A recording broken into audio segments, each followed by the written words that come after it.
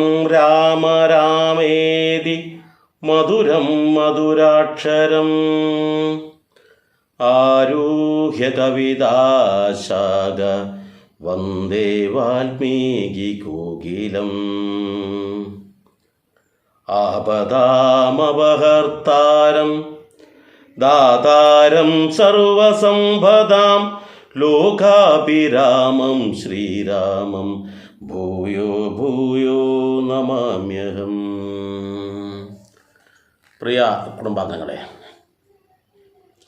രാമായണ യാത്ര എന്ന രാമായണ പഠനത്തിൻ്റെ 42ാമത് ഭാഗമാണ് ഇന്ന് നമുക്കിവിടെ മനനം ചെയ്യേണ്ടത്. കഴിഞ്ഞ ഭാഗത്ത് നമ്മൾ പറഞ്ഞിരിക്കുന്നത് സാക്ഷാൽ ശ്രീരാമചന്ദ്രനും ഭാര്യയും അനുജരും കൂടി വാൽമീകിയുടെ ആശ്രമത്തിലേക്ക് വരുന്നതും ആ ആശ്രമത്തിൽ വന്ന സമയത്ത് അദ്ദേഹത്തിനെ സ്വീകരിക്കുകയും അവർ തമ്മിലുള്ള സംഭാഷണങ്ങളൊക്കെയാണ് നമ്മൾ കേട്ടുകൊണ്ടിരുന്നത്. അതിൻ്റെ അവസാന ഭാഗത്ത് പറയുന്നത്, കഴിഞ്ഞ ഭാഗത്ത് നമ്മൾ ചെയ്ത് നിർത്തിയത്, അന്തർഗതനായി വസിക്ക നീ സീതയാ ചിന്തിത ചിന്താമണേതയാ ഭാരിതേ കർണാമൃതം തവ നാമമാഹാത്മ്യമോ വർണ്ണിപ്പതിന്നാർക്കുമാവതുമല്ലോ എന്നുള്ള ഭാഗത്താണ് നമ്മൾ നിർത്തിയത്. അവിടെ വളരെ വ്യക്തമായി പറയുന്നു, ഓരോ ആൾക്കാരുടെ ഉള്ളിൻ്റെ ഉള്ളിൽ, നിർമ്മലമായ മനസ്സിൻ്റെ ഉടമയുടെ ഉള്ളിൻ്റെ ഉള്ളിൽ നീ സീതയോടൊന്നിച്ച് അവിടെയാണ് വസിക്കേണ്ടത് എന്ന് പറയുന്നു.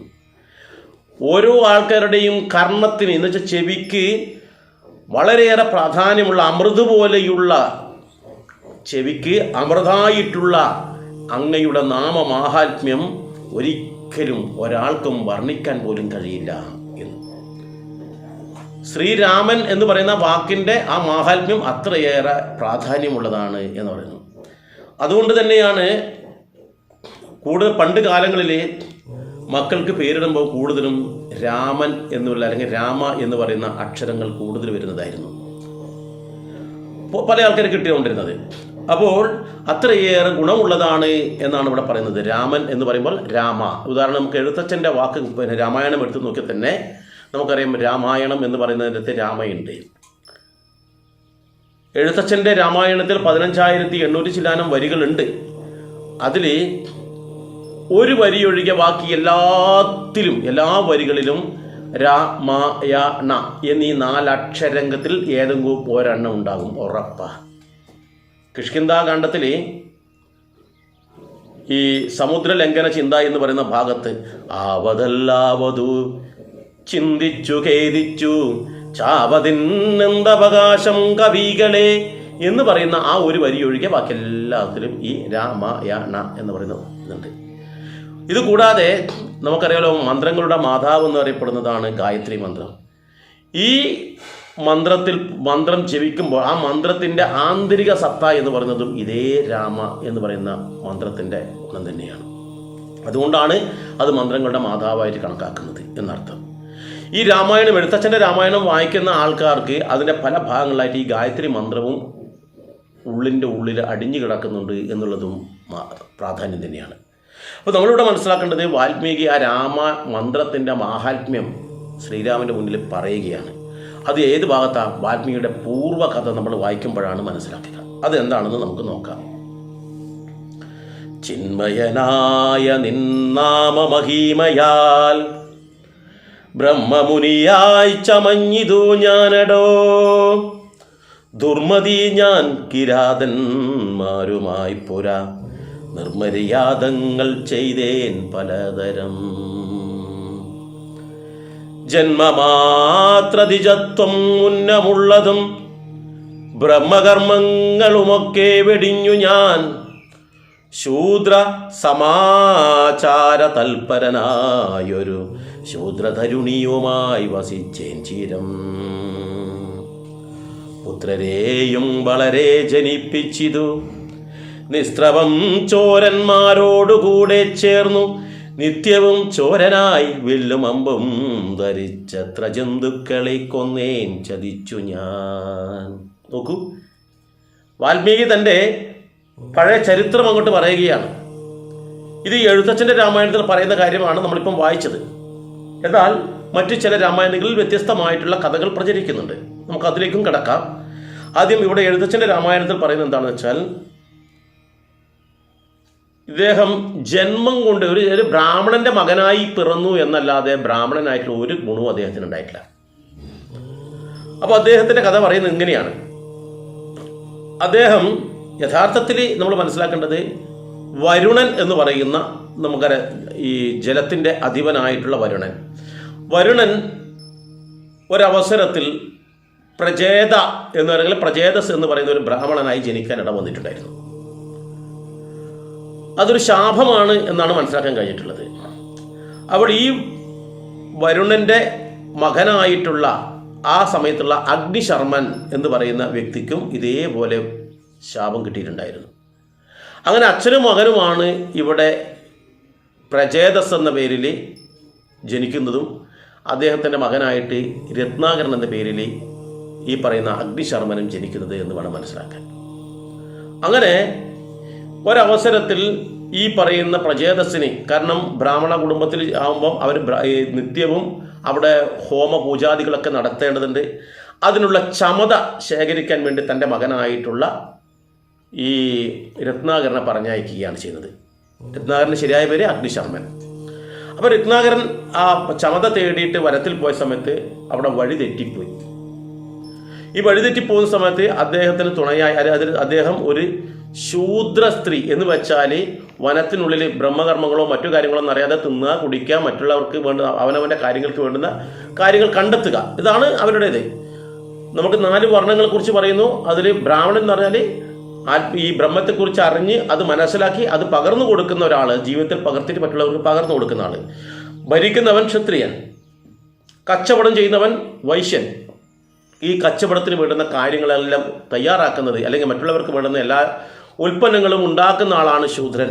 അത് വയലിലായാലും വേണ്ടില്ല, മറ്റെവിടത്തായാലും വേണ്ടില്ല. അപ്പോൾ അതിൽപ്പെട്ട ഈ ബ്രഹ്മകാര്യങ്ങളെക്കുറിച്ചോ ആത്മീയ കാര്യങ്ങളെക്കുറിച്ചോ ഒരു ധാരണയും ഇല്ലാത്ത ഒരു പെൺകുട്ടിയുമായി കാണുകയും അവളോട് അടുക്കുകയും പിന്നീട് അവളോടൊന്നും ചെന്ന് ആ വനത്തിൽ താമസിക്കുകയും ചെയ്തു. ഇവിടെ രസം എന്ന് വെച്ചാൽ ഞാൻ എന്തിനാ വന്നെന്നുള്ള ബോധം അങ്ങോട്ട് വിട്ടുപോയി. പിന്നീടുള്ള കാലഘട്ടങ്ങളിൽ ആ പെൺകുട്ടിയുമായി രമിച്ച് ആ പെൺകുട്ടിയുമായി ഒന്നിച്ച് കഴിയുകയാണ്, തൻ്റെ അച്ഛനെയും തൻ്റെ കുടുംബങ്ങളെയും തൻ്റെ അന്തസത്തയും എല്ലാം മറന്നിട്ട്. ഇത് വളരെ കൃത്യമായിട്ട് ഇവിടെ ഈ രാമായണത്തിലൂടെ പറയുമ്പോൾ നമ്മൾക്കും നമ്മുടെ ഇന്നത്തെ ജീവിത കാലഘട്ടത്തിൽ ഉണ്ടാകുന്ന ചില സംഭവ വികാസങ്ങൾ പറയാതിരിക്കാൻ വയ്യ. നമ്മളെല്ലാവരും തന്നെ ജനിച്ച് വീഴുന്നത് എല്ലാവരും എന്താണ്, ഉടുതുണി പോലും ഇല്ലാതെ പൂർണ്ണമായി നഗ്നരായിട്ടാണ്. അങ്ങനെ ജനിച്ചു വീഴുന്ന നമ്മൾ പിന്നീട് നമ്മുടെ പ്രവർത്തനം, ബുദ്ധിയും കഴിവും ഈശ്വരാനുഗ്രഹവും ഉപയോഗിച്ചും കൊണ്ടാണ് ഓരോ ആൾക്കാരും ഓരോ തലത്തിലേക്ക് വളർന്നു വരുന്നത്. അവരിൽ ചില ആൾക്കാർ ശ്രേഷ്ഠമായ തലത്തിൽ ഉന്നതമായ തലത്തിലേക്ക് എത്തിച്ചേരുന്നു, ചില ആൾക്കാർ വളരെ താഴ്ന്ന തലത്തിലേക്കും എത്തിച്ചേരുന്നു. കാരണം ജനിക്കുന്ന സമയത്ത് 2 പേരും തുല്യരായിരുന്നു, പക്ഷേ അവർക്ക് ജീവിതത്തിൽ ഒരു ലക്ഷ്യമുണ്ടാകണം എന്നാണ് ഇവിടെ പറഞ്ഞു വരുന്നത്. അപ്പോൾ ലക്ഷ്യബോധത്തോടു കൂടി പ്രവർത്തിക്കുന്ന ആൾക്കാർ ആ ലക്ഷ്യത്തിലേക്ക് എത്താൻ വേണ്ടിയിട്ട് പ്രവർത്തിക്കും, അതിനനുസരിച്ച് എത്തിച്ചേരുകയും ചെയ്യും. ഇവിടെയും അതാണ് സംഭവിച്ചത്. ഈ പറയുന്ന രത്നാകരന് അങ്ങനെ പ്രത്യേകിച്ചിട്ടൊരു ലക്ഷ്യമുണ്ടായിരുന്നില്ല. അദ്ദേഹം ചമത വരയ്ക്കാൻ അച്ഛൻ പറഞ്ഞു, അച്ഛൻ അവിടെ മകൻ ചമത വരയ്ക്കാൻ വേണ്ടി വന്നു. അവിടെ കണ്ടെന്ന ആകർഷണത്തിൽ പെട്ടുപോയി. വിദ്യാർത്ഥിയായിരിക്കുമ്പോൾ നമ്മൾ വിദ്യാലയത്തിലേക്ക് പോകുന്നു, അവിടെ നമ്മൾ എന്ത് ചെയ്യുന്നു, ചിലപ്പോൾ ഏതെങ്കിലും പ്രേമക്കുഴിയിൽ വീഴുന്നു, ചിലപ്പോൾ ലഹരിയാകുന്ന ഇതിലേക്ക് വീഴുന്നു. ആ ലഹരിയിലൊക്കെ പെട്ട് കഴിഞ്ഞാൽ പിന്നെ നമ്മൾ നമ്മുടെ കുടുംബത്തെ മറക്കും, നമ്മുടെ ലക്ഷ്യം മറക്കും. എൻ്റെ അച്ഛനും എൻ്റെ അമ്മയും എൻ്റെ സഹോദരങ്ങളും ഒക്കെ തന്നെ എനിക്ക് വേണ്ടിയിട്ട് ഒരുപാട് ത്യാഗം ചെയ്യുന്നുണ്ടെന്നുള്ള കാര്യം അങ്ങോട്ട് വിട്ടുപോകും. പിന്നെ എൻ്റെ സുഖം മാത്രം നോക്കി ആ ലഹരിക്കടിപ്പെട്ടിട്ട് ഇന്നത്തെ യുവത്വം നശിക്കുന്ന ഒരു ഭീകരമായ കാഴ്ച നമുക്ക് കാണാൻ കഴിയും. അതുപോലെ തന്നെയാണ് അച്ഛൻ്റെയും അമ്മയുടെയും വാക്ക് ധിക്കരിച്ചിട്ട് അച്ഛനും അമ്മയും വളരെ ശ്രദ്ധാപൂർവം വളർത്തിക്കൊണ്ടുവന്ന പെൺകുട്ടി നാളെ തനിക്ക് യോജിച്ചതല്ല, എൻ്റെ കുടുംബത്തിന് യോജിച്ചതല്ലാതെ അച്ഛനും അമ്മയും പലതവണ പറഞ്ഞിട്ടും അത് കൂട്ടാക്കാതെ ആ ചെറുക്കൻ്റെ കൂട്ടത്തിൽ ഇറങ്ങി പോകുന്നുണ്ടെങ്കിൽ പോലും അതും അവരുടെ ലക്ഷ്യത്തിൽ നിന്നും വ്യതിചലിക്കലാണ്. നല്ല രീതിയിൽ മുന്നോട്ട് പോയിരുന്നെങ്കിൽ ശ്രേഷ്ഠമായ തലത്തിൽ എത്തേണ്ടതാണ്, പക്ഷെ അവർ വഴി തെറ്റിപ്പോകുന്നു. ഇത് പിന്നീടാണ് അവർ കുറേ കാലം കഴിഞ്ഞാൽ ദുഃഖിക്കുക. അതേ അവസ്ഥയാണ് ഇവിടെ ഉണ്ടായിട്ടുള്ളത്. കാരണം ആ അച്ഛനെയും അമ്മയെയും തൻ്റെ കർമ്മങ്ങളെയും തൻ്റെ ലക്ഷ്യങ്ങളെയും മറന്നുകൊണ്ട് രത്നാകരൻ എന്ത് ചെയ്തു, നേരെ ഈ ഒരു സ്ത്രീയുടെ അഡിക്റ്റായി അല്ലെങ്കിൽ ആ സ്ത്രീയുടെ വലയത്തിനുള്ളിൽ ഒതുങ്ങിക്കൂടി എന്നർത്ഥം. ശ്രേഷ്ഠനായി വളരേണ്ട ആളാണ്. ഇത് നമുക്കുണ്ടാകും എന്നാണ് ഞാൻ പറഞ്ഞത്. നമ്മുടെ കുടുംബത്തിൽ ഇത്തരത്തിൽ വഴിതെറ്റിപ്പോകുന്ന നമ്മൾ നിരവധി ആൾക്കാരെ കാണാം.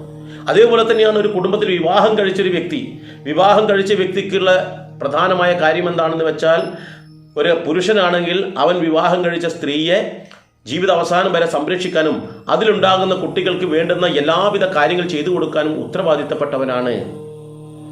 അങ്ങനെ ഇരിക്കുമ്പോൾ അദ്ദേഹം മദ്യത്തിനോ മയക്കിനോ അല്ലെങ്കിൽ പരസ്ത്രീ ബന്ധത്തിലോ പെട്ടിട്ട് പോകുന്നുണ്ടെങ്കിലോ ആ കുടുംബം ശിഥിലമാകും. അതിന് കാരണം ഇദ്ദേഹത്തിൻ്റെ ലക്ഷ്യബോധമില്ലാത്ത ജീവിതമാണ്. അതേപോലെ തന്നെ ആ കുടുംബത്തിൻ്റെ സ്ത്രീയാണെന്നിരിക്കട്ടെ, തനിക്ക് ഈശ്വരനായിട്ട് കണ്ടെത്തിയിട്ടുള്ള അല്ലെങ്കിൽ ഈശ്വരനായിട്ട് തൻ്റെ കരങ്ങളിലല്ലേ എൻ്റെ കരങ്ങൾ ആ ഒരു പുരുഷൻ്റെ കൈകളിൽ ഏൽപ്പിച്ചു, പക്ഷേ അത് പോരാ, സുഖം പോരാ എന്ന് ചിന്തിച്ചിട്ട് ആ ഭർത്താവിനെയും ആ കുടുംബത്തെയും മറന്നുകൊണ്ട് മറ്റൊരു പുരുഷനെ തേടിപ്പോകുന്ന സ്ത്രീകൾ ഒരു കുടുംബത്തിൽ വരുമ്പോൾ, കല്യാണം കഴിച്ചൊരു കുടുംബത്തിലേക്ക് വരുമ്പോൾ അതിനു മുമ്പ് വരെ അവർക്കുണ്ടായിരുന്ന ചില ദുശീലങ്ങൾ ഉണ്ടാവാം, നല്ല ശീലങ്ങൾ ഉണ്ടാവാം. അപ്പോൾ ആ ശീലങ്ങൾ ഭർത്താവിൻ്റെ വീട്ടിൽ എത്തിയിട്ട് അതും അതേപടി അവിടെ നടപ്പിലാക്കാൻ വേണ്ടി ശ്രമിക്കുമ്പോഴും ആ കുടുംബം ശിഥിലമാകും. കാരണം ഒരു കുടുംബത്തിലെത്തുമ്പോൾ ആ കുടുംബത്തിന് അനുയോജ്യമായ രീതിയിൽ നമ്മുടെ സ്വഭാവത്തിന് മാറ്റം വരുത്തണം. എൻ്റെ വീട്ടിൽ ഞാൻ അങ്ങനെയാണ്, അതുപോലെ ഇവിടെ വേണമെന്ന് പറയാൻ പറ്റില്ല. നമ്മൾക്കിപ്പം എനിക്കൊരു സ്വഭാവ ദൂഷ്യങ്ങളുണ്ടാവും, അല്ലെങ്കിൽ എൻ്റെതായ വ്യത്യസ്തമായ സ്വഭാവം ഉണ്ടാവും. പക്ഷേ ഞാൻ മറ്റൊരാളുടെ വീട്ടിലേക്ക് വരുന്നു, ഞാൻ വീട്ടിൽ നിന്ന് ചെരുപ്പ് ഇട്ടിട്ട് നടക്കുന്ന ആളാണ്. അപ്പോൾ ആ വീട്ടിൽ എനിക്ക് ചെരുപ്പിടാൻ പറ്റില്ല, കാരണം ആ വീട്ടിൽ ആരും ചെരുപ്പ് ഉപയോഗിക്കുക, അല്ലെങ്കിൽ എൻ്റെ ഈ പുറത്ത് ചവിട്ടിക്കൊണ്ടുവന്ന ചെരുപ്പ് ആ വീട്ടിലിടുന്നത് അവിടുത്തെ നിയമത്തിന് വിരുദ്ധമാണെങ്കിൽ ഞാനത് തിരുത്തണം. അതാണ് വിവാഹം കഴിഞ്ഞ് വരുന്ന പെൺകുട്ടി വിവാഹത്തിന് മുമ്പ് വീട്ടിൽ എന്തൊക്കെയാണോ 9 മണി വരെ കിടന്നുറങ്ങാറുണ്ട്, അത് ഭർത്താവിന് വീട്ടിൽ വന്നിട്ട് 9 മണി വരെ കിടന്നുറങ്ങാൻ പറ്റുമോ? പറ്റില്ല. കാരണം ഇനി മുതൽ ഈ വീടിൻ്റെ നാഥയായി വിളക്കായി വർത്തിക്കേണ്ടവളാണ് അവൾ. ആ ചിന്തയോടുകൂടി അവൾ അവിടെ കൂടുതൽ ഉത്തരവാദിത്തം ഏറ്റെടുത്ത് പ്രവർത്തിക്കേണ്ടവളാണ്. അവിടെ അവൾ നിർജീവമായാലോ ആ കുടുംബം തകരും. ഇത്തരത്തിലുള്ള കാര്യമാണ് ഈ ഒരു ഭാഗം വായിക്കുമ്പോൾ നമ്മളുടെ മനസ്സിലേക്ക് വരേണ്ടത്. രാമായണം വെറുതെ വായിച്ചു പോകേണ്ടതല്ല, നമ്മളുടെ മാറ്റം വരുത്താൻ വേണ്ടി ശ്രമിക്കണം. അപ്പോൾ രാമായണം വായിക്കുന്ന ആൾക്കാർ ചിന്തിക്കേണ്ടത് വെച്ചാൽ അവനവൻ്റെ കർമ്മം എന്താണ്, ആ ഉത്തരവാദിത്തം എന്താണ്, അത് കൃത്യമായി നടപ്പിലാക്കാൻ നമുക്ക് കഴിയണം. ഇവിടെ രത്നാകരൻ അത് സാധിച്ചില്ല. രത്നാകരൻ ആ ശൂദ്ര തരുണിയുമായി വസിച്ചേൻ ചിരം എന്ന് പറയുന്നു. കൂടുതൽ കാലം അവളുടെ ആ വലയത്തിൽപ്പെട്ടു. തുടർന്ന് പറയുന്നു, പുത്രരെയും വളരെ ജനിപ്പിച്ചിതു, നിസ്ത്രവം ചോരന്മാരോടുകൂടെ ചേർന്നു, നിത്യവും ചോരനായി വില്ലും അമ്പും ധരിച്ചെത്ര ജന്തുക്കളെ കൊന്നേൻ ചതിച്ചു ഞാൻ. എത്ര വസ്തു പറിച്ചേൻ ദ്വിജന്മാരോടും, തത്ര മുനീന്ദ്രവനത്തിൽ നിന്നേകത സപ്തമുനികൾ വരുന്നതു കണ്ടു ഞാൻ. തത്ര വേഗേന ചെന്നേൻ മുനിമാരുടെ വസ്ത്രാദികൾ പറിച്ചിടുവാൻ മൂഢനായി. മധ്യാനമാർത്താണ്ട തേജസ്വരൂപികൾ നിർദ്ധയം പ്രാപ്തനാം ദുഷ്ടനാമെന്നെയും വിദ്രുതം നിർജ്ജനേ ഘോരമഹാവനേ ദൃഷ്ട്വാ സസംഭ്രമമെന്നോടരുൾ ചെയ്തു. ഈ ഒരു അവസരത്തിൽ നിരവധി മക്കളുണ്ടായി. ആർക്ക്? ഈ പറയുന്ന രത്നാകരന്. അപ്പോൾ ആ കുടുംബത്തിൽ വൃഷാലി എന്ന് പറയുന്ന സ്ത്രീയെ വിവാഹം കഴിച്ചു. അതിൽ ഈ പറയുന്ന രത്നാകരൻ നിരവധി മക്കളുണ്ടായി. പക്ഷേ ഈ മക്കളെയൊക്കെ ചെലവിന് കൊടുത്തവരൊക്കെ വളർത്തിക്കൊണ്ടിരണ്ടേ, ഭക്ഷണമെല്ലാം കൊടുക്കണ്ടേ? അതിന് സാമ്പത്തികമില്ല. കാരണം എന്താ? ഒരു ജോലിയും പഠിച്ചിട്ടില്ല. ഒരു ജോലിയും പഠിക്കാത്തവൻ എങ്ങനെ മക്കളെ പോറ്റും? ഒരു പെണ്ണിൻ്റെ വലയത്തിൽ വീണ് പോകുമ്പോൾ നാളെ എനിക്ക് ഇങ്ങനെ ഒരു ഉത്തരവാദിത്വം ഏറ്റെടുക്കേണ്ടി വരുമെന്ന് അവൻ ചിന്തിച്ചില്ല. അപ്പോൾ അവന് വേറെ വഴിയില്ലാത്ത സമയത്ത് അവൻ എന്ത് ചെയ്തെന്ന് വെച്ചാൽ അവൻ മറ്റുള്ളവരുടെ സ്വത്തുക്കൾ അപഹരിക്കാൻ തുടങ്ങി. അതാണല്ലോ എളുപ്പ വഴി.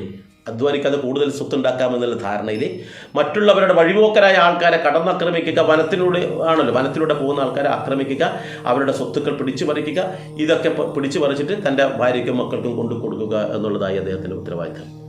ഈ അവസരത്തിൽ ആരെങ്കിലും എതിർത്തിട്ടുണ്ടെങ്കിൽ അവർ നിഷ്കരണം കൊന്നുകളയുക. ഇത് യാതൊരു മടിയിലാണ് അദ്ദേഹം ചെയ്തു. അപ്പം കൊലയും ഒക്കെ നടത്തി അദ്ദേഹത്തിൻ്റെ സ്വഭാവം കൂടുതൽ വികൃതമായി എന്ന് വേണം നമ്മൾ മനസ്സിലാക്കാൻ എന്നർത്ഥം. അപ്പോൾ അങ്ങനെ ഇരിക്കുന്ന ഒരു അവസരത്തിലാണ് ഈ സപ്ത ഋഷിമാര് അതുവഴി വരുന്നത്. മരീചി, അത്രി, അങ്കിരസ്, പുലഹൻ, പുലസ്ത്യൻ, കൃതു, വസിഷ്ഠൻ തുടങ്ങിയ ആ സപ്ത ഋഷിമാര് ഈ വനത്തിലൂടെ വരുമ്പോൾ ഇദ്ദേഹത്തിന് വളരെയേറെ സന്തോഷമായി. കാരണം എന്താ പറയുക, ഇദ്ദേഹം ഒരു മരത്തിൻ്റെ മുകളിൽ ഇരുന്നിട്ട് ഇങ്ങനെ നിരീക്ഷിക്കുക. കാരണം 7 പേര് വരുന്നുണ്ട്, തൻ്റെ കയ്യിൽ ആയുധമുണ്ട്, അവരുടെ കയ്യിലൊന്നുമില്ല. അപ്പോൾ ഈ ആയുധം കാണിച്ചിട്ട് അവരിൽ നിന്നുള്ള മുഴുവൻ 7 ആളുടെ കയ്യിലും ഒത്തിരി സ്വത്തുണ്ടാവും, അതെല്ലാം ഞാൻ തട്ടിയെടുക്കും എന്നുള്ള ചിന്തയോട് കൂടിയിട്ട് ഈ വരുന്ന സപ്ത ഋഷിമാരുടെ ഇടയിലേക്ക് ഇവൻ ചാടി വീഴുകയാണ് ഉണ്ടായത്. ആയുധം കാണിച്ചു. എന്നിട്ട് പറഞ്ഞു, ഉടനെ നിൻ്റെ കയ്യിലുള്ള എല്ലാ കാര്യങ്ങളും കൊണ്ട് എടുത്തോളൂ എന്ന് പറഞ്ഞു. അപ്പോൾ അവർക്ക് എല്ലാം ഇദ്ദേഹത്തിൻ്റെ കയ്യിൽ കൊടുക്കാൻ വേണ്ടി പറഞ്ഞപ്പോൾ അവർ ചോദിച്ചൊരു ചോദ്യമുണ്ട്. ആ ചോദ്യമാണ് ഇവിടെ ഇദ്ദേഹത്തിൻ്റെ സ്വഭാവം പോലും ജീവിതം പോലും മാറ്റിമറിക്കുന്നത്. അതെന്താണെന്ന് നോക്കാം.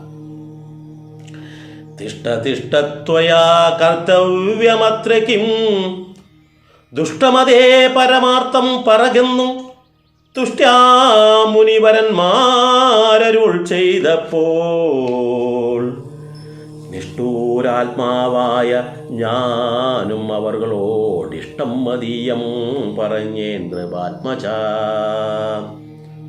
പുത്രധാരാദികളുണ്ടെനിക്കെത്രയും ശത്രുപീഡിതന്മാരായിരിക്കുന്നു.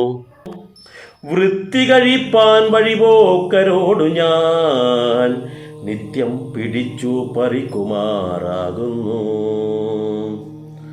നിങ്ങളോടും ഗ്രഹിച്ചിടേണമേതാനും ഇങ്ങനെ ചിന്തിച്ചു വേഗേന വന്നു ഞാൻ ചൊന്നാർ മുനിവരന്മാരതു കേട്ടുടൻ എന്നോടു മന്ദസ്മിതം ചെയ്തു സാദരം. എങ്കിൽ നീ ഞങ്ങൾ ചൊല്ലുന്നതു കേൾക്കണം, നിൻ കുടുംബത്തോടു ചെന്നു ചോദിക്ക നീ. നിങ്ങളെ ചൊല്ലി ഞാൻ ചെയ്യുന്ന പാപങ്ങൾ നിങ്ങൾ കൂടെ പകുത്തൊട്ടു വാങ്ങിയിടുമോ എന്നു നീ ചെന്നു ചോദിച്ചു വരുവോളം നേടുമത്രേവ ഞങ്ങൾ നിസംശയം. നോക്കൂ, ആ സപ്തഋഷിമാരോട് ഇദ്ദേഹം ആയുധം കാണിച്ചിട്ട് ഭീഷണിപ്പെടുത്തി കയ്യിലുള്ള സാധന സാമഗ്രികൾ ആവശ്യപ്പെട്ടപ്പോൾ അവർ വളരെ മന്ദഹസത്തോടു കൂടി അവരങ്ങോട്ടൊരു ചോദ്യം ചോദിക്കുകയാണ് ചെയ്യുന്നത്. എന്താണെന്ന് വെച്ചാൽ, നീ എന്തിനാണ് ഇങ്ങനെ സാധുക്കളായ ആൾക്കാരെ ഭീഷണിപ്പെടുത്തിയിട്ട് അല്ലെങ്കിൽ കൊന്നുകളഞ്ഞുകൊണ്ട് അവരുടെ സാധന സാമഗ്രികൾ അപഹരിക്കുന്നത് എന്നാണ് അവർ ചോദിച്ചത്. അപ്പോൾ അദ്ദേഹം പറയുന്നത് എന്താണെന്ന് വെച്ചാൽ, എനിക്ക് നിരവധി മക്കളുണ്ട്. അപ്പോൾ നിരവധി മക്കളുള്ളത് കൊണ്ട് തന്നെ അവർക്ക് ചെലവിന് എനിക്ക് കൊടുക്കണം. അപ്പോൾ അവർക്ക് ഭക്ഷണം കൊടുക്കണം, അവർക്ക് വേണ്ടുന്ന കാര്യങ്ങളൊക്കെ ചെയ്തു കൊടുക്കണം. അതുകൊണ്ട് വേണ്ടിയിട്ടാണ് ഞാൻ ഈ വഴിപോക്കലിൽ നിന്ന് ഇതെല്ലാം പിടിച്ചു പറിക്കുന്നത്. അപ്പോൾ ഈ പിടിച്ചു പറിക്കുന്ന കാര്യങ്ങൾ കൊണ്ടാണ് ഞാൻ എൻ്റെ കുടുംബത്തിനെ മുന്നോട്ട് നയിക്കുന്നത് എന്നാണ് പറയുന്നത്. അപ്പോൾ ഇവിടെ പറയുന്നത് എന്താണെന്ന് വെച്ചാൽ, മുനിമാർ ചോദിക്കുകയാണ് തിരിച്ചങ്ങോട്ട്, നീ അവർക്ക് വേണ്ടിയിട്ടാണ് ഞങ്ങളുടെ ഇതൊക്കെ ചെയ്യുന്നതെന്ന് നീ പറഞ്ഞു. വൃത്തി കഴിപ്പാൻ വഴിപോക്കരോട് ഞാൻ നിത്യം പിടിച്ചു പറിക്കുമാറാകുന്നു. നിങ്ങളോടും ഗ്രഹിച്ചീടേണം ഏതാനും ഇങ്ങനെ ചിന്തിച്ചു വേഗേന വന്നു ഞാൻ എന്നാണ് പറയുന്നത്. ഉടൻ തന്നെ ഞാൻ മറുപടി കൊടുത്തു. എന്നാൽ ആ മുനിമാർ ഈ അവസരത്തിലും ചിരിച്ചുകൊണ്ട് പറയുകയാണ്, അങ്ങനെയാണെങ്കിൽ നീ ഒരു കാര്യം ചെയ്യണം. നീ നിന്റെ കുടുംബത്തിന് വേണ്ടിയാണല്ലോ ഇതെല്ലാം ചെയ്യുന്നത്. നമ്മൾ ഓരോ ആൾക്കാരോടും ഈ സപ്തഋഷിമാർ ചോദിക്കുന്നതായി വേണം നമ്മൾ സങ്കല്പിക്കാൻ. ഇവിടെ അന്ന് വാൽമീകിയായ അല്ലെങ്കിൽ രത്നാകരനോട് സപ്തഋഷിമാർ ചോദിച്ചു നീ ചെയ്യുന്നത് എന്തിനാണ് ചോദിക്കുമ്പോൾ ആ അവസരത്തിൽ കൊടുത്തോളം ഞാൻ എൻ്റെ കുടുംബത്തിന് നോക്കാനാണെന്ന്. ഇതുപോലെ നിങ്ങളോടും ചോദിക്കുകയാണ് ഋഷിമാർ, നിങ്ങൾ എന്തിനാണ് നിങ്ങളുടെ കുടുംബത്തിന് വേണ്ടി ഓരോ കർമ്മങ്ങൾ ചെയ്യുന്നുണ്ടല്ലോ, അതൊക്കെ എന്തിനു വേണ്ടിയാണ് എന്ന് ചോദിക്കുന്നു. ഈ കുടുംബത്തിനെ നോക്കുക അല്ല തൻ്റെ മക്കൾക്ക് വേണ്ടി എന്ന് കരുതി ഒരു ഡോക്ടർ അമിതമായ ഫീസ് വാങ്ങിച്ച് അർഹതപ്പെട്ട രോഗികളെ ചികിത്സിക്കാതെ സ്വന്തം സുഖം നോക്കി നടക്കുന്ന ഡോക്ടർമാരുണ്ട്. എന്തിനു വേണ്ടിയാ? പണം ഉണ്ടാക്കാൻ വേണ്ടി. ആർക്ക് വേണ്ടി? തൻ്റെ കുടുംബത്തിന് വേണ്ടി. പല ഉദ്യോഗസ്ഥന്മാരുണ്ട് കൈക്കൂലി പണം ചോദിച്ച് വാങ്ങിച്ചിട്ടും ഉത്തരവാദിത്വം ചെയ്യാത്തത്. നിങ്ങൾ എനിക്ക് പൈസ തന്നാൽ ഞാൻ നിങ്ങൾക്ക് ചെയ്യാം. ഈ പൈസ എന്തിനാണ് സ്വരൂപിക്കുന്നത്? തൻ്റെ കുടുംബത്തിന് വേണ്ടിയിട്ട്. അങ്ങനെ നിരവധി അഴിമതിയായ ഉദ്യോഗസ്ഥന്മാർ, രാഷ്ട്രീയക്കാരായ ആൾക്കാർ, മറ്റു പലരും പറ്റിച്ചിട്ടും കൊന്നിട്ടും പലരുടെയും കണ്ണീര് വീഴ്ത്തിയിട്ട് പലതരത്തിലുള്ള സ്വത്തുക്കൾ സമ്പാദിക്കുന്നുണ്ട്. സ്വന്തം സഹോദരൻ്റെ സ്വത്ത് പോലും, ഭൂമി പോലും വളച്ചെടുത്തിട്ടും തട്ടിപ്പാക്കിയിട്ടും എടുത്തു കൊണ്ടുപോകുന്നുണ്ട്. ഇങ്ങനെയുള്ള എല്ലാവരോടുമായിട്ട് സപ്തർഷിമാർ ചോദിക്കണം, ഇതെല്ലാം ചെയ്യുന്നത് എന്തിനാണ്? അപ്പോൾ പറഞ്ഞെന്താ? എൻ്റെ കുടുംബത്തിന് വേണ്ടിയാണ്. എങ്കിൽ നീ എന്താണ് വേണ്ടത്? എങ്കിൽ നീ ഞങ്ങൾ ചൊല്ലുന്നത് കേൾക്കണം, നിൻ കുടുംബത്തോട് ചെന്ന് നീ ചോദിക്ക. നിങ്ങളെ ചൊല്ലി ഞാൻ ചെയ്യുന്ന പാപങ്ങൾ നിങ്ങൾ കൂടെ പകുത്തൊട്ടു വാങ്ങിയിടുമോ എന്നു നീ ചെന്നു ചോദിച്ചു വരുവോളം നിന്നിടുമത്രേവ ഞങ്ങൾ നിസംശയം. രാമായണത്തിൽ വളരെ പ്രാധാന്യമുള്ളൊരു വരിയാണ് എഴുത്തച്ഛൻ ഇവിടെ വെച്ചിരിക്കുന്നത്. എന്താണ്? നീ ഈ കാര്യങ്ങളെല്ലാം ചെയ്തത് നിന്റെ കുടുംബത്തിനാണെന്ന് പറഞ്ഞല്ലോ. അങ്ങനെയാണെങ്കിൽ നീ അവരോട് പോയി ചോദിക്കണം. എന്താണ്? ഞാൻ നിങ്ങൾക്ക് വേണ്ടിയാണ് ഈ പാപകർമ്മങ്ങളെല്ലാം ചെയ്യുന്നത്. അപ്പോൾ ഈ പാപകർമ്മം ചെയ്ത് ഞാൻ ഉണ്ടാക്കുന്നത് എല്ലാം നിങ്ങളെ സംരക്ഷിക്കാൻ വേണ്ടിയാണ്. അപ്പോൾ ഈ ചെയ്യുന്ന പാപകർമ്മങ്ങളുടെ ഫലവും നിങ്ങൾ എടുക്കുമോ എന്നാണ് ചോദ്യം. അത് നീ നിന്റെ കുടുംബത്തോട് പോയി ചോദിക്കണം. ഇതാണ് പ്രധാനമല്ലേ. നമ്മളോടും ആ കാര്യം ചോദിക്കുകയാണ്. നമ്മൾ ഒരുപാട് കർമ്മങ്ങളൊക്കെ ചെയ്യുന്നുണ്ട്. എല്ലാം ദുഷിച്ച കർമ്മങ്ങളായിരിക്കും ഒരുവിധം. ഈ ദുഷിച്ച കർമ്മങ്ങൾ ചെയ്ത് സ്വത്തും സമ്പാദ്യവും പണവും ഒക്കെ നമ്മൾ ഉണ്ടാക്കുന്നുണ്ട്. ഇതെല്ലാം നമ്മുടെ കുടുംബത്തിനാണെന്നാണ് നമ്മൾ പറയുന്നത്. എന്നാൽ ഇതിൻ്റെ സമയത്ത് നിങ്ങൾക്കോടൊപ്പം തന്നെ ഒരുപാട് പാപകർമ്മങ്ങളുടെ പാപഫലങ്ങളും നിങ്ങളിൽ എത്തിച്ചേരുന്നുണ്ട്. ഓരോ ആൾക്കാരിലും എത്തിച്ചേരുന്നുണ്ട്. ഓരോ കളവ് പറയുമ്പോഴും, ഒരു കച്ചവടക്കാരനാവട്ടെ മറ്റാരും ആവട്ടെ, ഒരു കളവ് പറയുമ്പോഴും അത് ആ കച്ചവടത്തിലൂടെ 10 രൂപ ലാഭിക്കാമെന്നും ആ ലാഭത്തിലൂടെ എൻ്റെ സമ്പാദ്യം വർദ്ധിപ്പിക്കാമെന്നുള്ള ചിന്തയാണ് ഈ കളവ് പറയുന്നതിൻ്റെ പിന്നിലുള്ള ഉദ്ദേശം. അപ്പോൾ അതും ഒരു മഹാപാപമാണ്. മറ്റുള്ളവരെ വഞ്ചിക്കുകയാണ്, ചതിക്കുകയാണ് ചെയ്യുന്നത്. പലതും പറഞ്ഞിട്ട് പലതരത്തിലും മറ്റുള്ളവരെ വഞ്ചിച്ചും തട്ടിപ്പ് നടത്തി നമ്മൾ ഉണ്ടാക്കുന്ന സമ്പത്ത് മറ്റുള്ളവർക്കാണെങ്കിൽ ആ ഉണ്ടാക്കുന്ന പാപകർമ്മങ്ങളുടെ ഫലം നിങ്ങളും പറ്റുമോ, അല്ലെങ്കിൽ നിങ്ങൾക്കും അതിൻ്റെ പകുതി ഏറ്റെടുക്കാൻ പറ്റുമോ എന്ന് നീ നിൻ്റെ ഭാര്യയോടും മക്കളോടും ചോദിച്ചിട്ട് വരൂ എന്നാണ് ഇവിടെ ഈ സപ്തഋഷിമാർ പറയുന്നത്. അപ്പോൾ അവിടെ പറയുന്നത് എന്താണെന്ന് വെച്ചാൽ, അങ്ങനെ അവർ വന്ന് പറയുന്ന സമയത്ത് നിങ്ങൾ പോയിട്ട് ഞങ്ങളിവിടെ നിൽക്കാമെന്നാണ് പറയുന്നത്. അപ്പോൾ ഇദ്ദേഹം പറയും, ആ നന്നായി, ഞാൻ പോയിട്ട് വരുമ്പോൾ നിങ്ങൾ രക്ഷപ്പെടാനല്ലേ എന്ന് ചോദിക്കുന്നുണ്ട്. പക്ഷേ ആ അവസരത്തിൽ സപ്തഋഷിമാർ പറയുന്നത് വെച്ചാൽ, ഞങ്ങൾ ഋഷിമാരാണ്, ഞങ്ങൾ ഒരിക്കലും കളവ് പറയില്ല. അപ്പോൾ ആ ആത്മവിശ്വാസത്തോടെ ഇദ്ദേഹം ഓടുകയാണ്. കാരണം ഇവർ വിട്ടു പോകാനും പാടില്ല, അവിടെ പോയിട്ട് കാര്യങ്ങൾ അറിഞ്ഞു വരണം. കാരണം പ്രധാനമായിട്ടൊരു ചോദ്യമാണ്. ഈ അവസരത്തിൽ ഈ രത്നാകരൻ പറയുന്നുണ്ട്, അതെന്താ സംശയം എന്താണ്? ഞാൻ പോയി ചോദിക്കേണ്ട ആവശ്യമൊന്നുമില്ല. ഞാൻ ചെയ്യുന്ന എല്ലാ കർമ്മത്തിൻ്റെ ഫലവും അവരനുഭവിക്കും. അവർക്ക് വേണ്ടിയാണല്ലോ ഞാൻ ഇതെല്ലാം ചെയ്യുന്നത്. എന്നാൽ നീ ഒന്നാണ് പോയി ചോദിക്കൂ എന്നാണ് ഇവിടെ പറയുന്നത്. അങ്ങനെ ആ ചോദ്യം ചോദിക്കുന്നതിന് വേണ്ടിയിട്ട് ആ വീട്ടിലേക്ക് ഓടുകയാണ് ചെയ്യുന്നത്. എന്നിട്ട് എന്ത് സംഭവിച്ചു? ഇത്തമാകർണ്യ ഞാൻ വീണ്ടും പോയി ചെന്നു മൽപുത്രാധാരാദികളോട് ചോദ്യം ചെയ്തേൻ.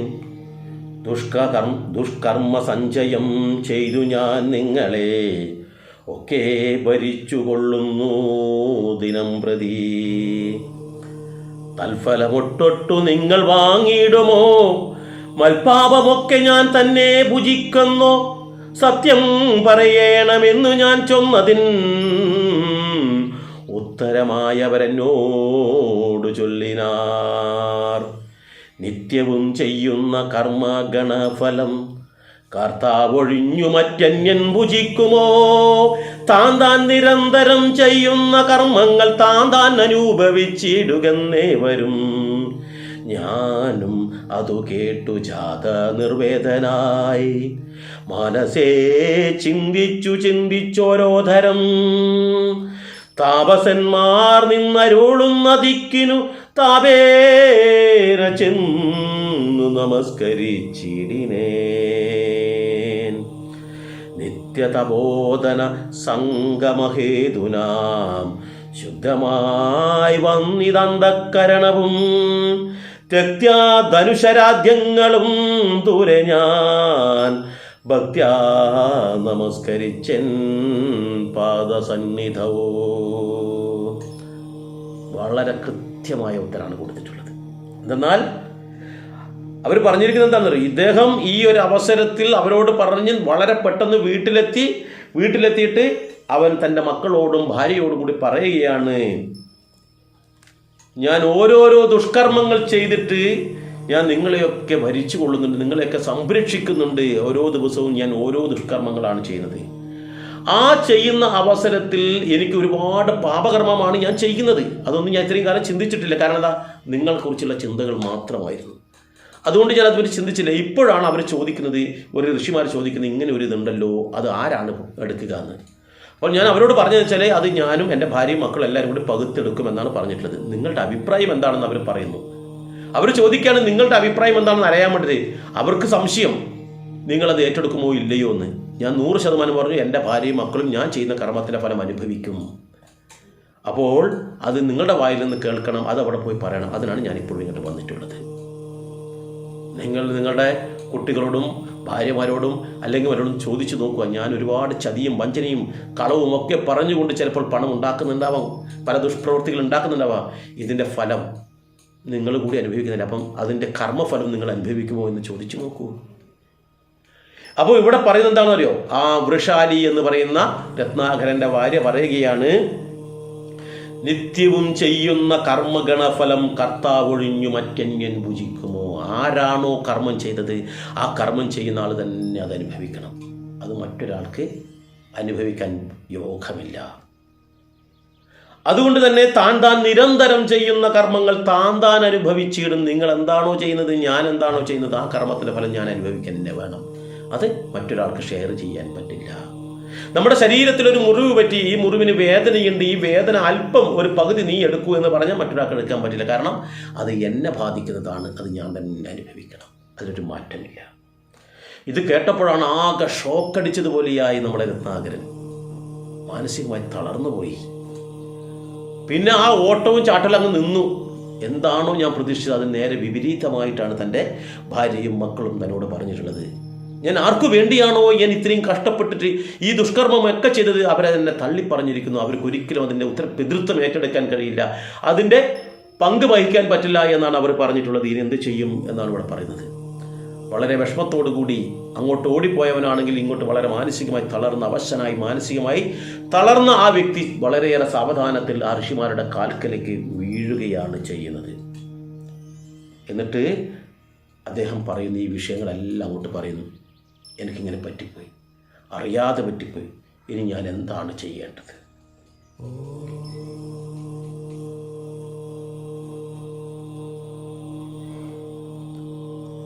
ദുർഗതി സാഗരേ മഗ്നനായി വീഴുവാൻ നിർഗമേച്ചിടുമെന്നെ കരുണാത്മനാം രക്ഷിച്ചുകൊള്ളണമേ ശരണാഗതരക്ഷണം ഭൂഷണമല്ലോ മഹാത്മനാം. സ്പഷ്ടമിത്യുക്താപതീതം പദാന്തികേ ദൃഷ്ട്വാ മുനിവരന്മാരരുൾ ചെയ്തു ഉത്തിഷ്ഠ ഭദ്രമുത്തിഷ്ഠതേ സന്തതം സ്വസ്തുസ്തു ചിത്തശുദ്ധി സദേവസ്തുതേ. സദ്യഫലം വരും സജ്ജന സംഗമാ ദിജ്വജ്ഞനന മഹത്വമേതാദൃശം ഇന്നു തന്നെ തരുന്നുണ്ടോ ഒരുപദേശമെന്നാൽ നിനക്കതിനാലേ ഗതി വരും. മാനസികമായി തളർന്ന് തകർന്ന് ആ ഋഷിമാരുടെ കാൽക്കൽ വീണ ആ രത്നാകരൻ കരഞ്ഞാൻ തുടങ്ങിയെന്നവർ മാനസികമായി കണ്ണീരുകൊണ്ട് ആ പാദങ്ങളെ അഭിഷേകം ചെയ്തു. അപ്പോഴാണ് ആ ഋഷിമാരുമെല്ലാം അദ്ദേഹത്തെ പിടിച്ചെഴുന്നേൽപ്പിച്ചു. ഈ രത്നാകരൻ പറയാണ്, എനിക്കിതിൽ നിന്നൊരു മോചനം വേണം, ഞാൻ അറിയാതെയാണ് ഇത്രയും കാര്യങ്ങൾ ചെയ്തിട്ടുള്ളത്. അപ്പോൾ ഇതിൽ നിന്ന് എനിക്കൊരു മോചനം വേണം. നമ്മളെല്ലാ ആൾക്കാരും ഈ കാര്യങ്ങൾക്കൊക്കെ രാമായണം വെറുതെ വായിച്ചു പോകേണ്ടതല്ല. എല്ലാ കർക്കിടകത്തിലും മത്സരിച്ച് വായിക്കുന്ന ആൾക്കാരുണ്ട്. പക്ഷെ നമ്മൾ ചിന്തിക്കേണ്ടതറിയോ, രാമായണം വായിക്കുമ്പോൾ അതിൻ്റെ ഉള്ളിലുള്ള ശ്രേഷ്ഠമായ അമൂല്യമായ രത്നമണികൾ നമ്മൾ ജീവിതത്തിൽ പകർത്തണം. ഇവിടെ അത്തരത്തിലൊരു മനസ്താപമുണ്ടായ അവരെ ഉയർത്തുകയാണ്. കാരണം അവൻ്റെ ആ ഉയർത്തുന്നത് അവൻ്റെ മാനസിക നിലയിൽ നിന്നും അവനെ ശ്രേഷ്ഠമായ തലത്തിലേക്കാണ്, അവൻ്റെ പാപകർമ്മങ്ങളിൽ നിന്നും അവനെ ശ്രേഷ്ഠമായ സ്വർഗത്തിലേക്കാണ് ഉയർത്തുന്നത് എന്ന് ചിന്തിക്കണം. ഇവിടെ നമ്മുടെ മനസ്സിലും ഇങ്ങനെ എന്തെങ്കിലും ഒരു മാറ്റം വരുന്നുണ്ടെങ്കിൽ അവിടെ നിങ്ങൾ വിജയിച്ചു. ഇത്രയും കാലം നമ്മൾ ആർക്കോ വേണ്ടിയാണ് എല്ലാ കർമ്മങ്ങളും ചെയ്തത്. ഭാര്യയും മക്കളൊക്കെ തന്നെയാണ്. ചെയ്യുന്ന കർമ്മം ശുദ്ധമല്ല എങ്കിൽ അതിൻ്റെ പാപഫലം നമ്മളെ ബാധിക്കും. നമ്മൾ ചിന്തിക്കും, നമ്മൾ ഇന്ന് ഒരു ബിസിനസ് ചെയ്യുന്നു, അല്പം വെട്ടിപ്പും തട്ടിപ്പും നടത്തി, അല്ലെങ്കിൽ അഴിമതി നടത്തി കൈക്കൂലി വാങ്ങിച്ചു, ഞങ്ങൾക്ക് ഇത്രയും പൈസയുണ്ട്.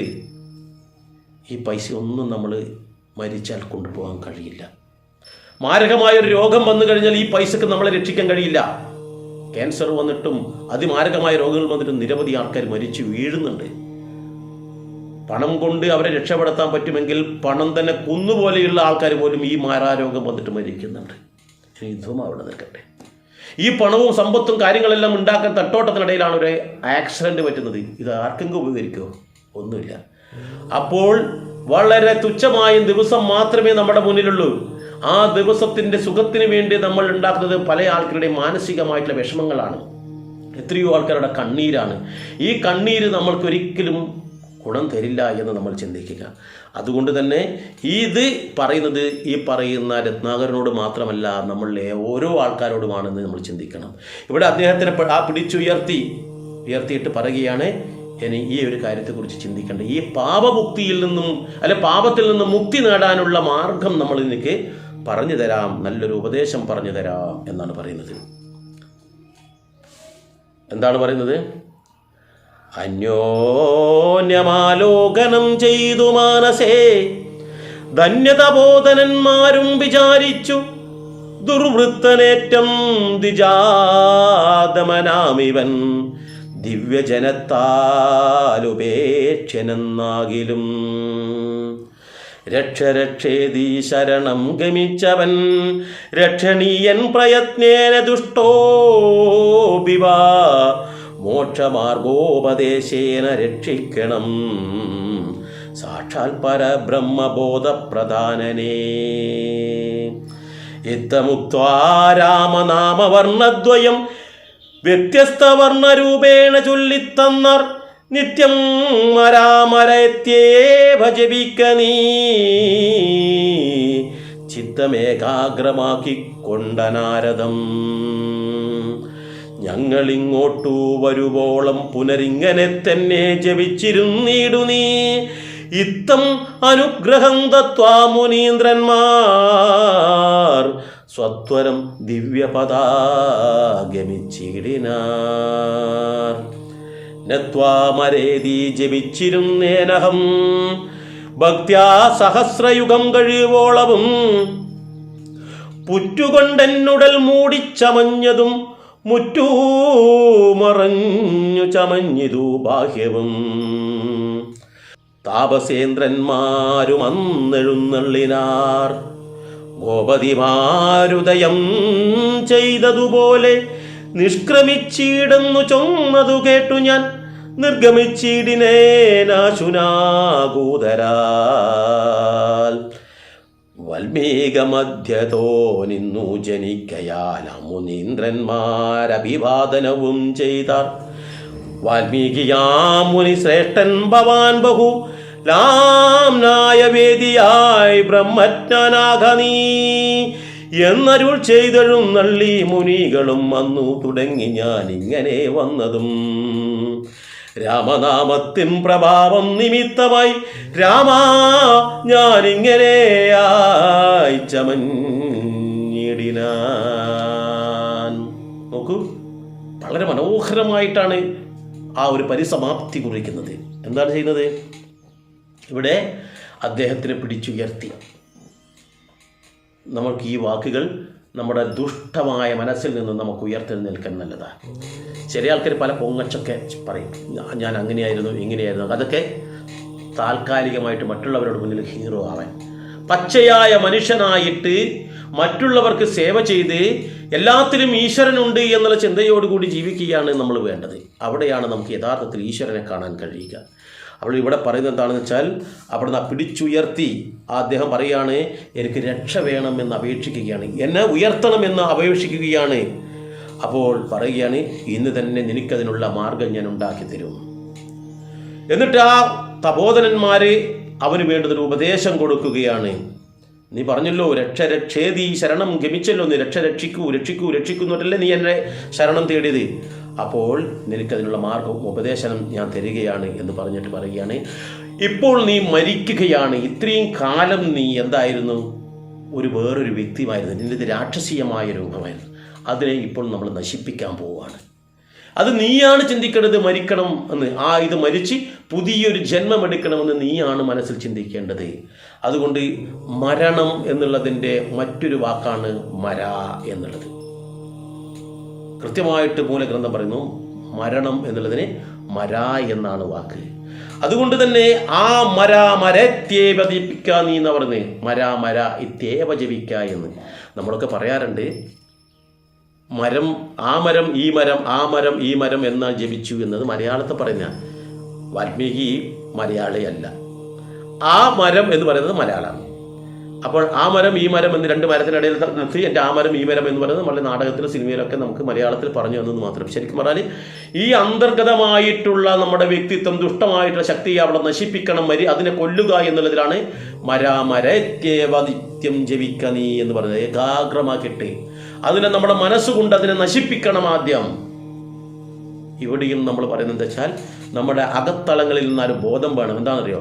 എൻ്റെ ഉള്ളിലുള്ള ദുഷ്ടശക്തി, അഴിമതിക്കാരൻ, മറ്റുള്ളവരെ പറ്റിക്കുന്നവൻ, വഞ്ചിക്കുന്നവൻ, പറഞ്ഞ് പലതരത്തിലും മറ്റുള്ളവരെ വഴിതെറ്റിക്കുന്നവനായിട്ടുള്ള എൻ്റെ ഉള്ളിലെ ദുഷ്ടശക്തി ഇന്നോടുകൂടി ഇവിടെ തീരണം. അവർ നശിക്കണം പൂർണ്ണമായിട്ടും. അങ്ങനെ അത് നശിക്കുന്ന സമയത്ത് അവിടെ പുതിയൊരു ജന്മമുണ്ടാകും. എന്താണ്? മരാ മരാ മരാ മരാ മരാ എന്ന് നമ്മൾ നിത്യേന ജപിക്കുമ്പോൾ അവിടെ ശ്രേഷ്ഠമായിട്ടുള്ള ഒരു രൂപം അവിടെ, അല്ലെങ്കിൽ ഒരു നാമം അവിടെ ഉണ്ടാകുന്നു. അതാണ് സാക്ഷാൽ രാമമന്ത്രം. അതിനെ നശിപ്പിക്കുമ്പോൾ മറ്റൊന്നുണ്ടാകുന്നു എന്നർത്ഥം. അപ്പം മരാ മരാ എന്ന് നിത്യം ജപിക്കുന്ന ആൾക്ക് നമ്മുടെ ഉള്ളിലുള്ള ദുഷ്ടശക്തിയെ നശിപ്പിക്കുമ്പോൾ അവിടെ ശ്രേഷ്ഠനായിട്ടുള്ള ഭഗവത് രൂപം കുടികൊള്ളും എന്നുള്ളതിൻ്റെ ഒരു ഉത്തമ ഉദാഹരണം അവർക്ക് പറഞ്ഞ് മനസ്സിലാക്കി കൊടുത്തുകൊണ്ട് അവനോട് പറയാണ്, ഏകാഗ്രമായിട്ട് മനസ്സിനെ ഏകാഗ്രമാക്കിയിട്ട് ഒരു സ്ഥലത്തിരുത്തു, എന്നിട്ട് നീ ഈ കാര്യം അങ്ങ് ജപിച്ചോളൂ. ഇപ്പോഴോ കുറച്ച് കാലത്തേക്കല്ല, എപ്പോഴാണോ ഞങ്ങൾ തിരിച്ചിങ്ങോട്ട് വരുന്നത് എന്ന് വെച്ചാൽ എപ്പോഴാണോ പൂർണ്ണമായിട്ടും നിന്റെ മനസ്സിൽ ആ ഈശ്വരീയമായ രൂപം കടന്നു വരുന്നത്, നീ പൂർണ്ണമായും ഈശ്വരനായിത്തീരുന്നത്, അതുവരെ നീ ജപിച്ചുകൊണ്ടേയിരിക്കണം എന്ന്. അപ്പോൾ ഞങ്ങൾ തിരിച്ചു വരും. ആ വരുന്നവരെ, ഞങ്ങൾ വരുന്നവരെ നീ ഇവിടെ ഇരുന്ന് ജപിച്ചാൽ നിന്റെ ആ പാപങ്ങളെല്ലാം നശിച്ച് നീ പുതിയ ആളായിത്തീരും എന്നുകൂടി പറഞ്ഞു കൊടുക്കുന്നു. അങ്ങനെ കാലങ്ങൾ കടന്നുപോയി. ഇദ്ദേഹം ഈ ജപം തുടർന്നുകൊണ്ടിരുന്നു. ഇയാൾക്ക് ലക്ഷ്യമൊന്നേ ഉള്ളൂ, തൻ്റെ ആ ദുഷ്ടമായിട്ടുള്ള എല്ലാം മാറ്റി ഞാൻ പുതിയൊരാളായി തീരണം. അതിനുവേണ്ടി എന്ത് ത്യാഗം സഹിക്കാനും അദ്ദേഹം തയ്യാറായിരുന്നു. അത് നമ്മൾ ജീവിതത്തിൽ പകർത്തുക. എന്ത് ത്യാഗം സഹിച്ചിട്ടായാലും വേണ്ടില്ല, നമ്മൾ ശ്രേഷ്ഠമായ തലത്തിലേക്ക് എത്തിച്ചേരാൻ വേണ്ടി ശ്രമിക്കുക. ഓരോ ആൾക്കാർക്കും അതിനൊരു അവസരം ദൈവം ഉണ്ടാക്കി കൊടുക്കുകയാണ്. അത് തന്നെയാണ് നിങ്ങളിൽ പലരും ഇത് കേൾക്കാനും ഇടയായിട്ടുള്ളത് എന്ന് മനസ്സിലാക്കുക. അപ്പോൾ അങ്ങനെ വരുന്ന സമയത്ത് ഇദ്ദേഹത്തിൻ്റെ ശരീരത്തിലുള്ള ആ ദുഷ്ടതകളെല്ലാം തന്നെ ഒരു പുറ്റുപോലെ രൂപത്തിൽ ഇദ്ദേഹത്തിനെ മൂടി എന്നാണ് പറയുന്നത്. അതെൻ്റെ ശരീരത്തിന് വെളിയിലേക്ക്, ഉള്ളിലുള്ളതെല്ലാം വെളിയിലേക്ക് വന്നു എന്നുള്ളതാണ് തത്വം. ഉള്ളിലെല്ലാം വെളിയിലേക്ക് വന്നു. ഇവിടെ പറയുന്നത് വെച്ചാൽ അത് ഈ ഇദ്ദേഹത്തിൻ്റെ ശരീരം ഒരു പുറ്റുകൊണ്ട് മൂടി എന്ന് പറയും. കാലങ്ങളായിട്ട് അവിടെ ഇരുന്ന് തപസ് ചെയ്യുന്ന അവസരത്തിൽ അതിന് ചുറ്റും ഒരു ചെതൽപ്പുറ്റ് വന്ന് മൂടി അതിലുള്ള വള്ളിപ്പടർപ്പുകളൊക്കെ പടർന്ന് വന്തരിച്ചു എന്ന് പറയുന്നു. ഇവിടെ നമ്മൾ മനസ്സിലാക്കേണ്ട തത്വം എന്താണെന്ന് ചോദിച്ചാൽ, നമ്മുടെ മനസ്സ് ശുദ്ധമാകുമ്പോൾ നമ്മുടെ അന്ധകരണത്തിൽ ഉള്ളിലുള്ള ആ ദുഷ്ടതകളെല്ലാം വെളിയിലേക്ക് വന്നു. അത് നമ്മളെ ആ വെളിയിൽ നമ്മുടെ ചുറ്റുമായി മൂടപ്പെട്ടിരിക്കുകയാണ്. മറ്റുള്ളവർക്ക് ഇതുവരെ മനസ്സിലായിട്ടില്ല എന്നർത്ഥം. നമ്മുടെ ദിവത്വം മറ്റുള്ളവരിൽ മനസ്സിലാവണമെങ്കിൽ ഈ പുറ്റ്, നമ്മൾ ഈ മായയാവുന്ന പുറ്റിനെ ഇല്ലാതെയാക്കണം. അങ്ങനെ ഇരിക്കുമ്പോഴാണ് സപ്തഋഷിമാർ വരുന്നത്. ആ സപ്തഋഷിമാർ എന്ന് വെച്ചാൽ ശ്രേഷ്ഠന്മാരായ ആൾക്കാർ നമ്മളെ കണ്ടെത്തുന്നത് എപ്പോഴാണോ ആ അവസരത്തിലാണ് നമ്മുടെ മായയായിട്ടുള്ള നമ്മുടെ പുറ്റിനെ ഇല്ലാതെയാക്കുന്നത്. ഈ സപ്തഋഷിമാർ ആ പുറ്റ് അടിച്ചുടച്ചു കേൾക്കുമ്പോൾ, രാമനാമം കേൾക്കുമ്പോൾ അവർക്ക് പഴയകാല ഓർമ്മകൾ വന്നു. പണ്ട് ഞങ്ങൾ ഇവിടെ ഇങ്ങനെ ഒരാളെ ഇരുത്തിയിട്ടുണ്ട്, ആ ഇരുത്തിയ ആളിപ്പോഴും നാമം ജപിച്ചുകൊണ്ടിരിക്കുകയാണ് ഞാൻ. അപ്പോൾ അവരെ ഇനി സാധാരണ കർമ്മപദത്തിലേക്ക് ഇറക്കേണ്ടതുണ്ടെന്ന് മനസ്സിലാക്കി അവരുടെ പുറത്തുള്ള പുറ്റു ഉടച്ച് ആ വൽമീക മദ്യം, ചെതൽപുറ്റ് എന്ന് പറഞ്ഞാൽ വൽമീകം എന്നാണ്, ആ വൽമീകത്തിൻ്റെ മദ്യത്തിൽ നിന്നും പുറത്തേക്ക് വന്നതുകൊണ്ട് അദ്ദേഹത്തിന് വാൽമീകി എന്നൊരു പേര് ലഭിച്ചു എന്നാണ് പറയപ്പെടുന്നത്. ഇവിടെയും നമ്മൾ മനസ്സിലാക്കേണ്ടത്, നമ്മളുടെ ആ കർമ്മത്തിൻ്റെ ദോഷമായിട്ടുള്ള ചിന്തകളും പരദൂഷണം പറയുന്നുണ്ട്, മറ്റുള്ളവരുടെ കുറ്റങ്ങളും കുറവുകളൊക്കെ പറയുന്നുണ്ട്. ഇതൊക്കെ തന്നെ നമ്മൾ ഇല്ലാതെയാക്കണം. അതായിരിക്കണം നമ്മുടെ തപസ്. നമ്മൾ ശ്രേഷ്ഠമായ പദത്തിലേക്ക് എത്തിച്ചേരാനുള്ള തപസ്സാണത്. ആ തപസ് ചെയ്യുമ്പോൾ ഈ കാര്യങ്ങളെല്ലാം നമ്മുടെ ഉള്ളിൽ നിന്നും വെളിയിലേക്ക് വരും. ആ വെളിയിലേക്ക് എങ്ങനെ വരുന്നത്? നമ്മുടെ സ്വഭാവ ഗുണങ്ങൾ, നമ്മൾ ഒരാളുടെ സംസാരിക്കുമ്പോഴും പെരുമാറുമ്പോഴൊക്കെ നമ്മൾ ഈശ്വരീയമായ തലത്തിലേക്ക് എത്തും. അത് എത്തുന്നത് എങ്ങനെയാണ്? നമ്മുടെ ഈ പുറത്തുള്ള ആ പുറ്റി മറ്റുള്ളവർ ഉടക്കണം, മറ്റുള്ളവർക്ക് അനുഭവത്തിലൂടെ മനസ്സിലാകണം എന്നർത്ഥം. നമ്മൾ ശ്രേഷ്ഠനായി എന്ന് മറ്റുള്ളവർക്ക് അനുഭവത്തിലൂടെ മനസ്സിലാവുന്നത് എങ്ങനെയാണ്? ഈ നമ്മളെ മൂടപ്പെട്ടിരിക്കുന്ന ആ ദുഷിച്ച പ്രചരണം ഇല്ലാതെയാക്കണം. ദുഷിച്ചിട്ടുള്ള ആ പുറ്റിനെ നമ്മൾ ഉടച്ചു വാർക്കണം. അപ്പോൾ മറ്റുള്ളവർ നമ്മളോട് പെരുമാറുമ്പോൾ നമ്മുടെ സംസാരവും നമ്മുടെ ജീവിത രീതിയും അവർക്ക് ആനന്ദകരമാകണം. അപ്പോൾ ഈ പുറ്റ് ഉടയ്ക്കണം. ആ പുറ്റിൽ നിന്ന് നമ്മളിൽ നിന്ന് പുറത്തേക്ക് വന്ന ആ പുറ്റിനെ ഉടയ്ക്കുമ്പോൾ സമൂഹം നമ്മളെ അംഗീകരിക്കും. സമൂഹം നമുക്ക് ശ്രേഷ്ഠമായ തലത്തിലേക്ക് ഒരു സ്ഥാനം നൽകും. അതാണ് നമുക്ക് വേണ്ടത്. ഇവിടെ എന്നിട്ട് പറയുന്നത് എന്താണെന്നറിയോ? രാമനാമത്തിൻ പ്രഭാവം നിമിത്തമായി രാമ ഞാനിങ്ങനെ ചമഞ്ഞിതു.